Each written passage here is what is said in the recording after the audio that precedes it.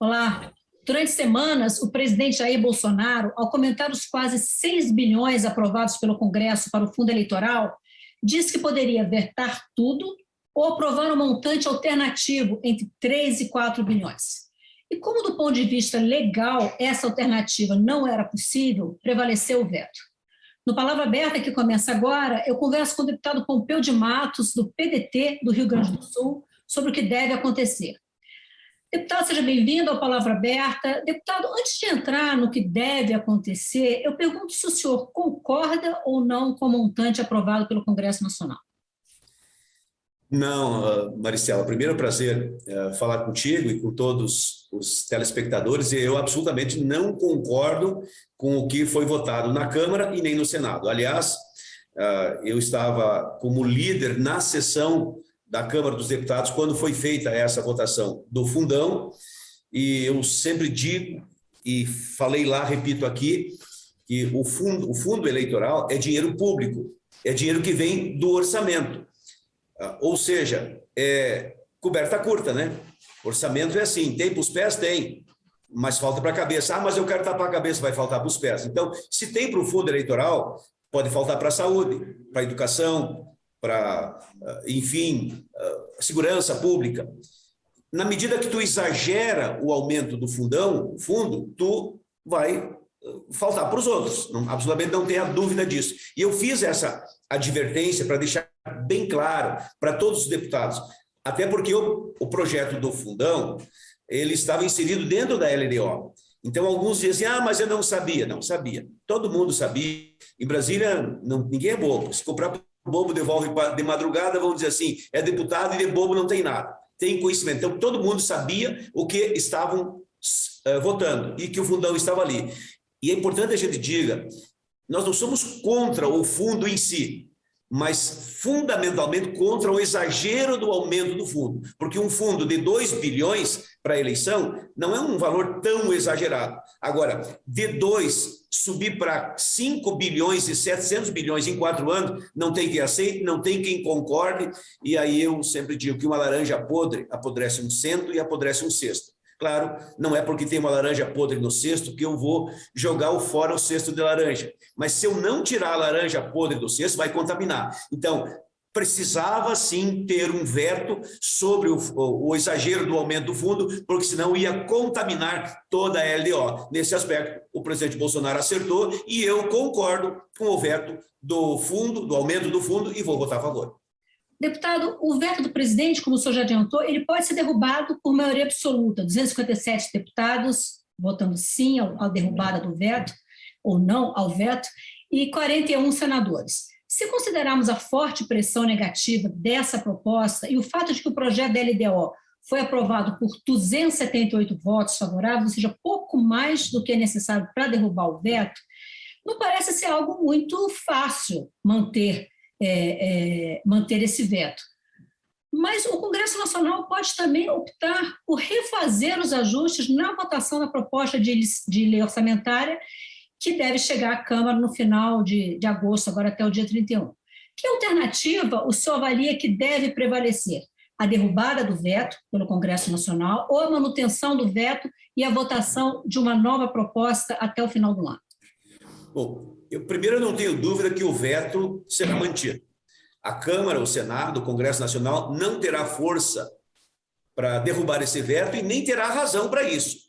Ainda mais que há atrás um forte apelo popular, nós do PDT somos a favor da manutenção do veto e contra o exagero do aumento. Por outro lado, nós também temos consciência que sim, terá que ter um reajuste do fundo eleitoral, porque se era 2 bilhões para a eleição de 2018, é claro que na eleição de 2022, o custo, né, o investimento, enfim, o valor, né, o significado da eleição é muito maior.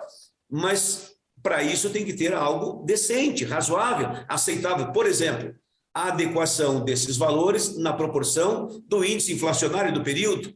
Qualquer pessoa em sua consciência vai concordar com isso. Então, eu acredito que virá uma nova proposta dentro da lei orçamentária para fazer essas correções, essas adequações, que não sendo exagerada, eu tenho convicção que pode passar, pode avançar, porque, como sempre digo, a disputa eleitoral tem custo, mas a eleição não tem preço, a eleição tem valor, e é um valor inestimável, que nós temos que preservar e nós temos que compreender. Se a democracia fosse fácil, ninguém tinha experimentado a ditadura. A democracia tem também um custo, mas ela tem um valor que é um valor acima do que possa ser medido monetariamente. Só que nós temos que encontrar esse equilíbrio para que tenha compreensão de lado a lado. Para a gente terminar a nossa conversa, esse debate é um debate que não é meramente técnico, mas tem também um forte componente político, porque as regras de distribuição do fundo eleitoral definem, entre os pontos principais, que 35% desses recursos vão ser divididos entre partidos com deputados eleitos na proporção do percentual de votos recebidos em 2018. Ou seja, partidos que receberam muitos votos, que tiveram candidatos muito fortes, eles têm uma parcela maior. E 48% são distribuídos entre os partidos na proporção do número de representantes na Câmara. Ou seja, partidos que fizeram bancadas grandes, como o PT e o PSL, têm direito a receber uma parcela maior desse fundo. Quando a gente pensa que o presidente da República já é praticamente tido como candidato à reeleição, mas ele não tem um partido político, e saiu, inclusive, do PSL, que é um partido que teve muitos votos e elegeu muitos representantes, esse debate tem um fundo político muito grande. O senhor concorda comigo? Ah, com certeza. Aliás, eu já vejo nos bastidores aqui na Câmara dos Deputados um movimento no sentido de uma reagrupação, uma junção, uma coligação informal, uma fusão, enfim, uma confusão de partidos tentando juntar forças para dar o suporte e a sustentação à candidatura do presidente da República. Porque o presidente Bolsonaro se elegeu por um partido, mas aqui chegou, ele arrumou muitas brigas, muitos inimigos, alguns de graça. Ele brigou com a Câmara, com o Senado, com o STF, com o Tribunal Eleitoral, brigou com a imprensa, brigou com os deputados do partido dele, com os ministros dele, brigou com o partido dele e foi brigando. E agora, quando não tem com quem brigar, ele briga com ele, briga com a sombra. Parece aquele Dom Quixote de La Mancha, que brigava contra os moinhos de vento, né? Só falta o Sancho Panza para ele. O resto ele tem. Eu acho que daqui uns dias ele vai olhar no espelho e vai ver, mas quem é que está lá naquela imagem? Briga com esse também, sem se dar conta que é ele próprio. Então, mas, ao final e ao cabo, ele vai ter que arrumar o time dele. Ele vai ter que ter o partido dele. Então, é claro que o presidente Bolsonaro está de olho nesse pote aí de recursos do fundo eleitoral. Ninguém é bobo, não se engane.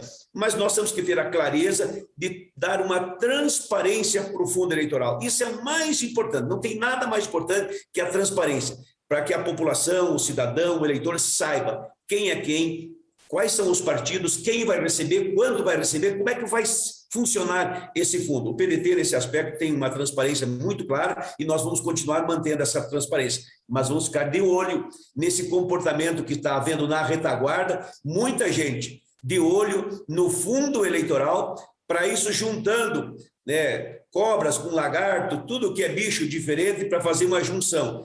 Como dizia o doutor Brizola, vendo essa movimentação, diz, olha, tem rabo de jacaré, couro de jacaré, tem cabeça de jacaré, boca de jacaré e dente de jacaré, que bicho que é? É claro que é jacaré. Então a gente tem que prestar atenção muito nisso, porque o fundo eleitoral não pode se prestar para ajeitação. Tem que ser algo, como é público, tem que ser algo transparente e tem que ser algo que possa ser bem fiscalizado. É como vejo e é como me posiciono.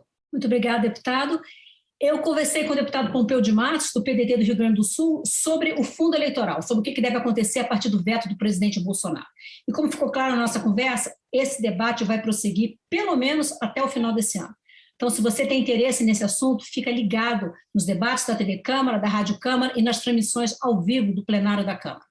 Eu sou Maristela Santana e a gente se vê em uma próxima edição do Palavra Aberta. Até lá!